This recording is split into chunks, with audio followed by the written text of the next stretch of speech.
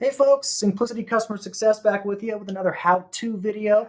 Today we're going to show you how to remove or deprovision users from Syncplicity. So as always, let's go ahead and log in with our Syncplicity credentials.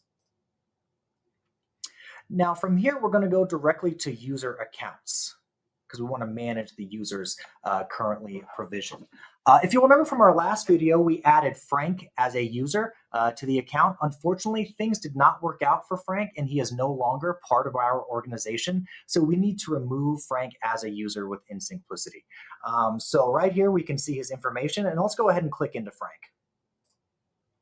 Now, after we click into Frank, it's going to give us a snapshot of basically any and all activity. It's going to tell us how much storage he was using, which folders he was part of, which folders he owned, things like that. Just so you know exactly what Frank's role was within Syncplicity as well as within your organization. But we're just trying to delete his account as he is no longer part of the organization. So we can just take that step and click delete.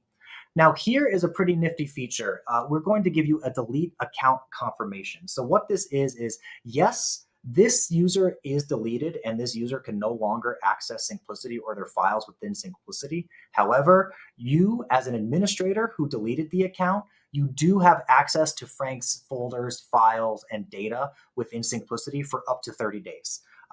This is so you can reassign files, reassign folders, just basically make sure you have all your ducks in a row, because after 30 days, all of Frank's files, folders, shared links that he created are no longer accessible and they're deleted forever. So just something to keep in mind that you do have 30 days once you delete a user to reassign and manage their data.